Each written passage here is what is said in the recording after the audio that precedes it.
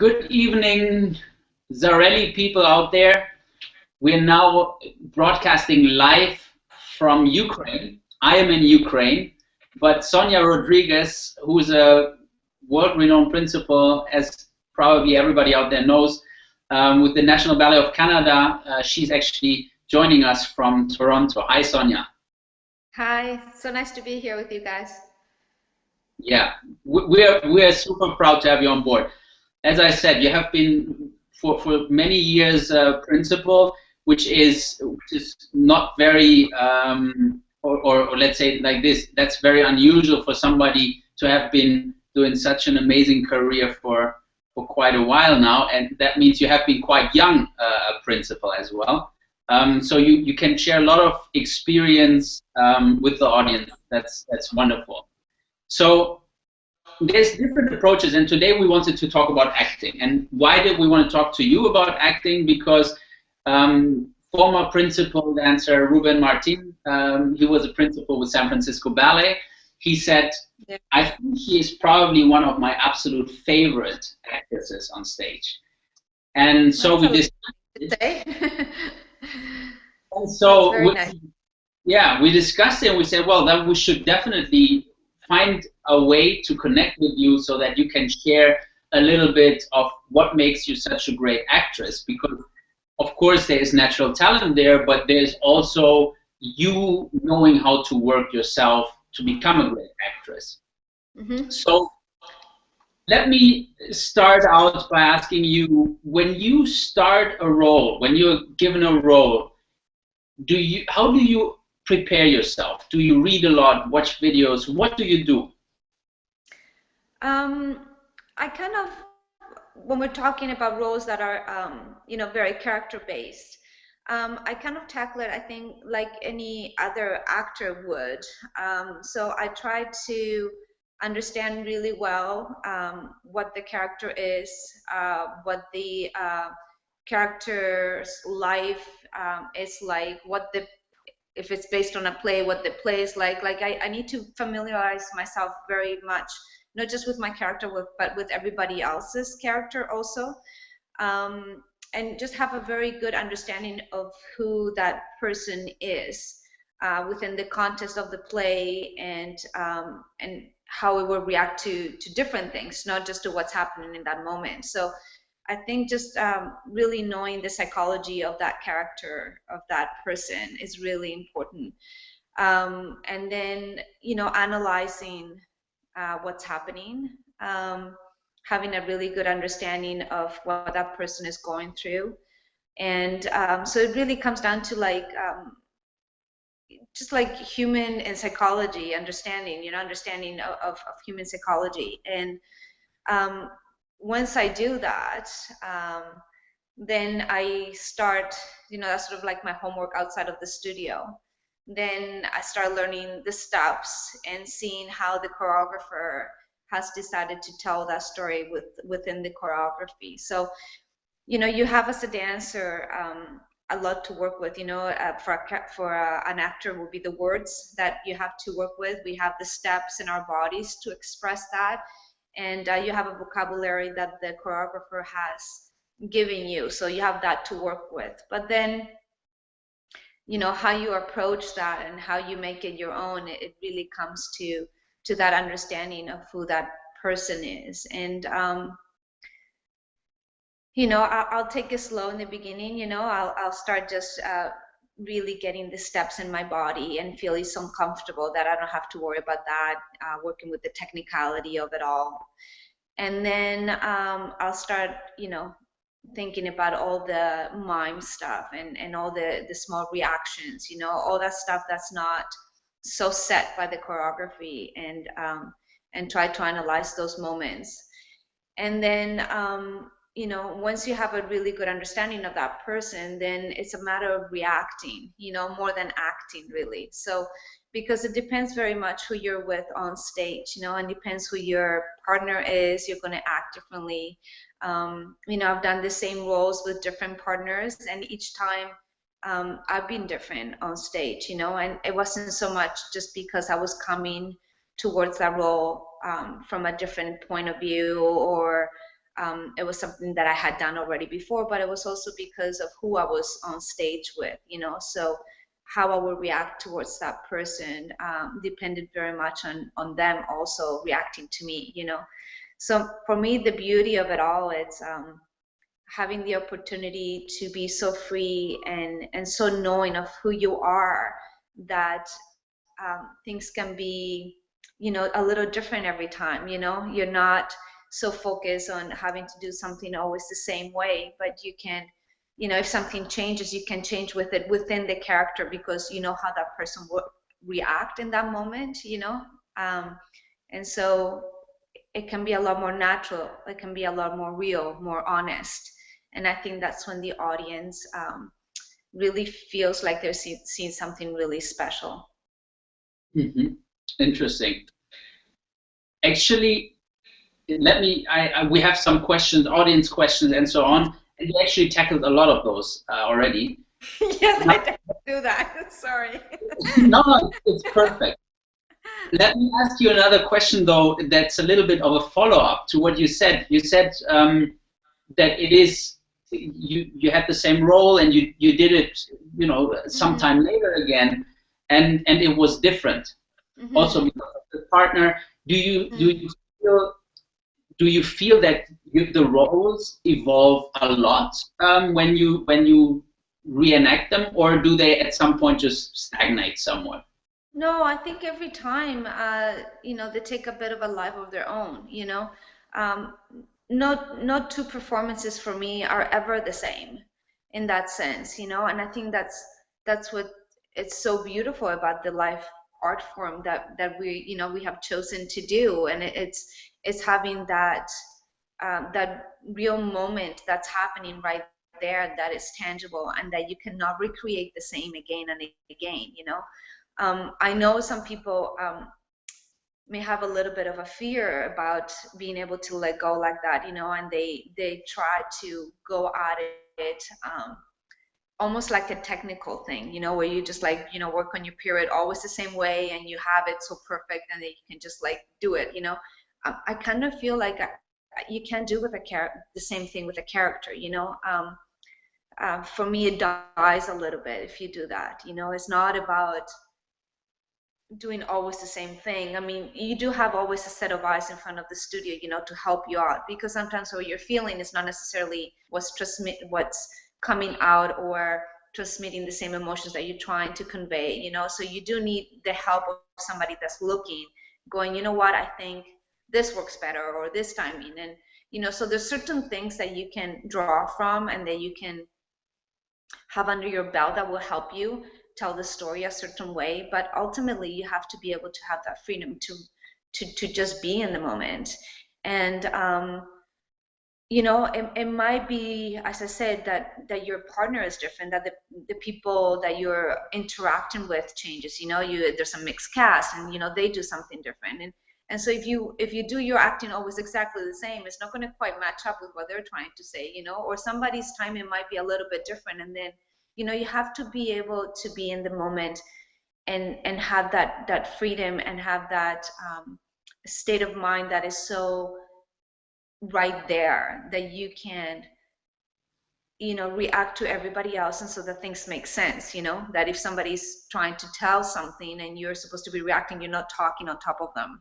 That it's not all just sort of mumble, that you give the time to to hear what they're trying to say. And I say here, there's no speaking, but there's the expressing, that there's the time that you can see what they're saying, you can absorb that yourself so that the audience can also absorb that, and then you can react to that. And it's not just a matter of oh, I was supposed to do my Porter Brown 3 and you were late and now it doesn't make any sense. So it's just for me, it's about taking that chance and having that security to know I've done my homework, I know who I am, I trust myself, and I'm just going to let go. At this point, I have to let go and just be in that space. And it's so rewarding, when you're able to do that, because you lose yourself completely. You become that person, that character. And for me, that's one of the things that I love so much about my job, is being able not just to express with the choreography and the physicality, but also to be able to go through all this range of emotions that, perhaps in real life you would not have the guts to, you would not act a certain way because it's so out of your character as a person to do that. But on stage, you can become anybody. You can do anything. You can explore all these different, ways of being, of being strong or being more vulnerable, or, it's just, it's wonderful, to have that platform to go through that huge range of emotions, that as human beings we're able to tap into. And it's great. It's just like, it's the most rewarding thing for me. Great. I mean, listening to you, I think this is wonderful. Listening to you, it seems to be a reoccurring topic with those that are the top of the top. It's always the same, not only in research with athletes, but also now with the best ballerinas in the world, and you're one of them. When we talk, it keeps to be a reoccurring topic, to be in the moment, to take the time to absorb the surrounding and not just go, okay, this is what I was out to doing here and that's what I'm doing, but actually have the confidence and the trust that in the moment I will do the right thing. And I think this is so interesting, because not only with you, but top athletes usually, when asked, they have done a world record, they keep saying the same things about these things. And so I think it's beautiful. And I think also what we sometimes hear is, young dancers are very, very stressed, and they do exactly what you said dancers shouldn't do. They try to do exactly every time the same, and then they don't pick up on the beautiful stuff that's actually around them. So I mean, I think this is phenomenal advice. And so how would you tell a young dancer, because you said, well, I do my homework and that's why I know I can trust it on stage. Mm-hmm. Is there other things that you do to get this trust on stage? To prepare, for example, I don't know, a certain way or certain rituals, or is there things that people can go like, okay, then I can trust myself when going on stage? I mean, I think at some point you have to take a little bit of a leap of faith, and there's you have to be able to take risks, no one's saying to take a risk that doesn't make sense, but if you're somebody who's so worried about being in this sort of bubble all the time and not it's like in life, like I feel like you have to take the risk and not and step out of your comfort zone sometimes, a little bit, and not be so worried about, am I always going to be perfect, and being able to fail, because I think ultimately that's what you learn from, is being able to push yourself out of that comfort zone that you're in, that it's going to give you, it's going to give you the edge, and it's going to give you the knowledge to learn from yourself and to grow. If you're always so worried about always controlling everything, then I think if there's no failure, that it's very difficult to learn and to grow. So I think that's part of it. But when it comes from, when it comes to, acting in particular, and I think for me, just as I said, having that real homework done before, that real understanding, and by that it's just, just questioning what's happening, and not just taking what's given to you for granted, and not just these are the steps and this is what you're saying, and then you just do it that way. It's really understanding, well, why would I do it that way? Why is that person going through that journey? What has made them be the way they are? And that's what I mean by the homework, that it's not just what's presented to you in the moment, that point of time that you're trying to to represent, that story that's happening at that point of time for that character, but what's made them become that person, like what was all this sort of background story, all the life lessons that that character has had to go through to get to that point in time, and that's the real understanding, why are they like that, and what are their fears, what are the things that makes them strong, what, like, all that understanding of who they are. It's what makes it so important, I think, for you to be able to tell the story that it's presented right there, and if you have all that background stuff for you, then it makes sense, it makes sense for you to tell what you're trying to say, because you know who that person is, you know what they've been through, and it just, it's so much easier, it's like you understand the person, you understand who they are, it's not you trying who you are, as me, as Sonia, try to do something, because I wouldn't react like that, so knowing who that person in particular is, I think, is the key element here. And it takes a lot of studying and a lot of questioning yourself.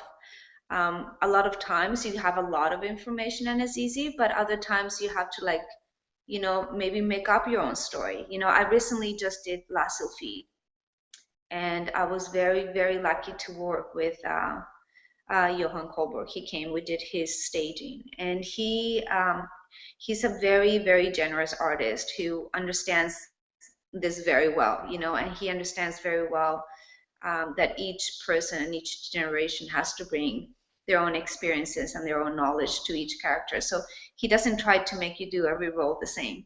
But what he did for me that was really special, so I was doing La Sylphie, he came to me and asked me to do Madge. And kind of looked at him and he goes, I know you're going to think I'm crazy, but I think it would be so wonderful. Would you consider it? And I was like, yeah, I mean, sure. That if you think it's your production, if you think, because I think it would be really amazing if you would, consider coming and doing that. And it was such a gift for him to do that to me, because Madge is one of those roles that is just character based. For me, it was the first time doing something like that, like a real character role. But also, it's a tricky role because there isn't a lot of backstory happening. She comes in and she's this, some versions of a witch, in other versions she's more of a human, and in his version she was more of a woman. But she comes with so much revenge and so much anger, and she's so mean to James. Like it's like she goes to such an extreme to destroy him, and you don't get a lot of chance to know who this woman is. She just sort of appears, and then this huge vendetta happens, and it leaves you wondering why, and even as a artist, for me coming in, it's like, why is she like that, and the ballet itself doesn't give you any background, so I had to make up my own thing, who is this woman, what's her story, why did she become like that, was she somebody who, is she a product of the environment, was she cast out by the rest of the society around her, and that's why she became this harsh person, and she, but she wasn't maybe originally like that. Maybe she was more like an Effie, maybe she was somebody who had been rejected, and in order to survive, she's become this, sort of hard stone person, and maybe that's why her physicality is like that. It's not so much that she's old, but it's just that she's so hardened, and maybe that's why she hates James so much, because he's a reminder of the pain that she's gone through. And so that was one story that I came up with. And then another story was like, well, maybe she has some sort of back relationship with the family of James. Maybe his father did something to her that she hates his family so much, and she's trying to get at the father through James, and she's now, this is her way of revenge, so this is the kind of thing that you as an artist have to find for yourself, and the audience won't have all this backstory, they won't know that, but it will create a character for you that is so strong and that you believe so much in. that when the time comes for you to be on stage, you know who you are. And the moment you walk in, that persona fills the stage, and that's, I think, ultimately what transmits to the audience and what gives them that true and that understanding of what's happening, and they get transported with you. I talk too much, didn't I? No. Once I start, I can't stop. No, this is great. I think how you tied it in when you said at the end, okay, if you wouldn't have told us the story, it wouldn't have made sense if you would have just said, and that's how you fill a stage with a character. But with your example, I totally got it. I could see it. Now we have some questions from the audience, and they keep coming in. That's why I also keep looking down at my mobile phone. So Amanda, I'm slaughtering this name most likely, Amanda Mutran Roveri. Hello, I have a question for Sonia. I'd like to know how she prepares for a role before performing and how she gets into the character. Mm-hmm. Okay, well, I think we've talked a lot about that, but as once I've done all this and all the rehearsals are done, for me, sort of that special time of getting ready for the performance is very important, so that sort of quiet time where, instead of being me, Sonia, I start sort of morphing into whatever it is that I'm going to be on stage. So it's important for me not to feel rushed, I try to give myself a lot of time to go through that process slowly. I like to start at least 2.5 hours before the show, where I start putting, doing my hair, doing my makeup, and that's the time where I'm by myself, and as I'm doing all this, I'm starting to think about who I am already, so I'm trying to already forget a little bit about my daily routines and my my life, what I did that morning, or anything that is not related to my performance, and start sort of leaving that behind, start to strip myself from my daily everyday life and start to really becoming who I'm going to be on stage. So that's a very precious time for me. I like to just have quiet when I'm in the studio, in the dressing room getting ready. And then as I come to the studio, I'll usually put some music on to sort of tune out what's going around me, so that I can start, slowly just thinking about, again, my character, thinking about, the things that either I need to focus on, whether it's technically, or if there's certain spots that I don't feel so comfortable with, I'll try to go over in my head, and I'll do that as I stretch and warm up, and then I'll get my body ready. I'll have my costume on at least half hour before the show, and I'll start easily going through certain scenes in my head, and then I'll just shut everything down like about 5 minutes before, and then just quietly just come in on stage and just leave everything behind, and it's hard to do that sometimes. It's hard to enter your first moment on stage with that peace and quiet, that sort of inner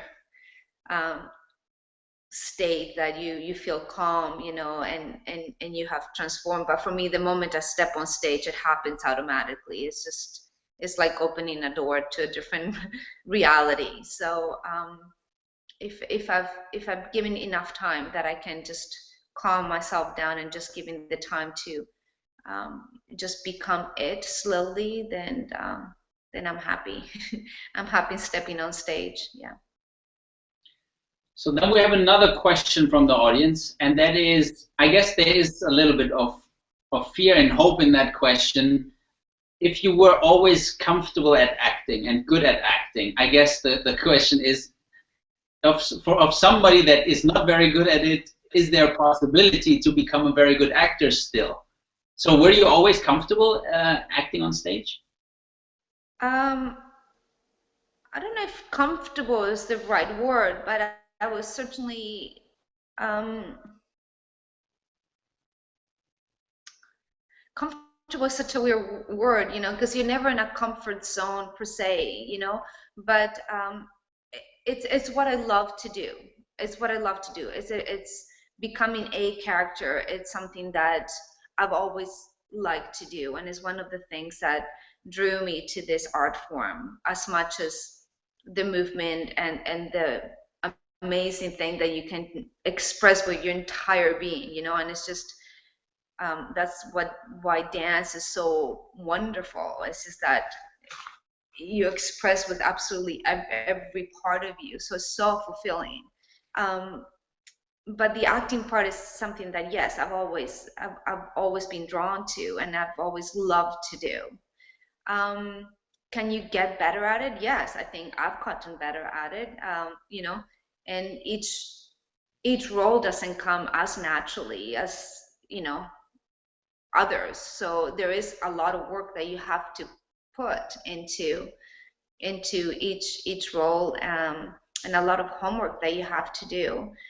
And it's a craft, it's a craft. Acting is a craft, like dancing, and working on your technique. And so yes, you can definitely work at it and get better at it. So I think, yes, there's hope for anybody who likes acting and wants to tackle it. Yes. Cool. Yeah. So I think there's people out there that have hope. And I think they should rewatch this video because I think they get a lot of information that will help them if they feel like they need to work on stuff. Now, that's the last one of the questions. It's a very simple one, but it came several times. What is your favorite role? Hard to answer that. I mean, obviously, I think after you've heard me talk, I like character-based roles, just because I find them so fulfilling. Um, but it's hard to pinpoint one, because they all bring something different, and they all make me learn a little bit about myself, and they all make me um, experience something different, and that's what's so amazing about it. John Newmeyer, it's to me probably one of the most incredible choreographers when it comes down to being able to choreograph something that comes from a truthful place. I find that every step that he puts, whether it's something that is very stylized or not, has a meaning, and it comes from a place that is meant to say something, from an emotional state of some sort.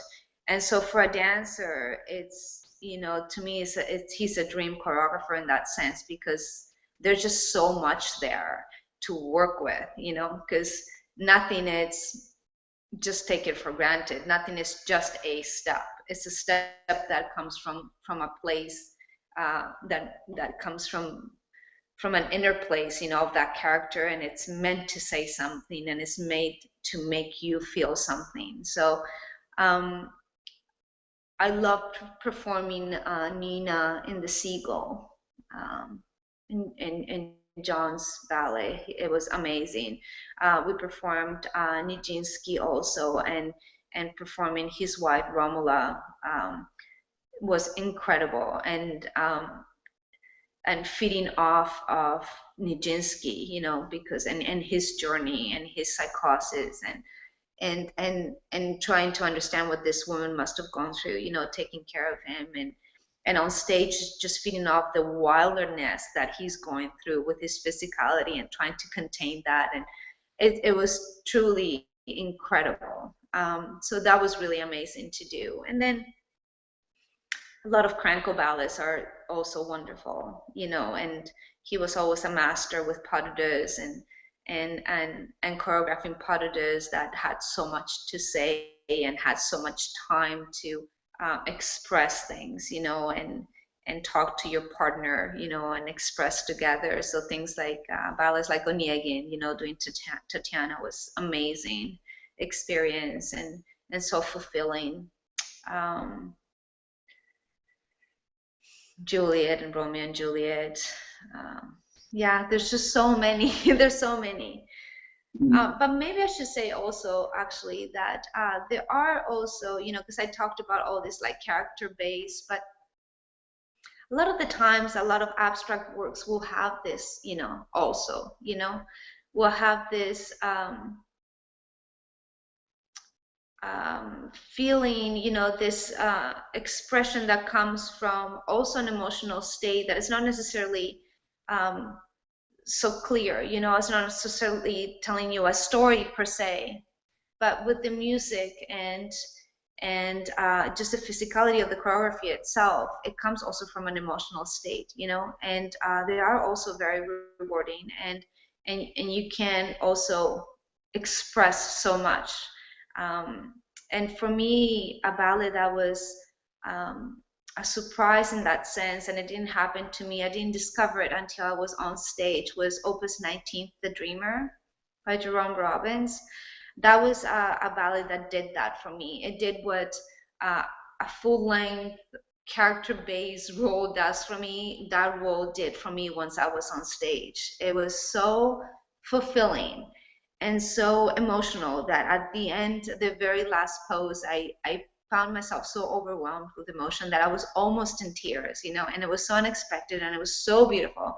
And I was seeing this curtain come down and I just didn't want it to end. I wanted that dream state to just continue on and on. And I think it was sort of the same experience for the audience, and I think those are the magic moments that as an artist you hold on to and you hope to have, over and over again. Beautiful. Sonia, thank you so much. So I think, well, what is important to Zarelli, we want to talk to the best, quite frankly. And again, one of the best.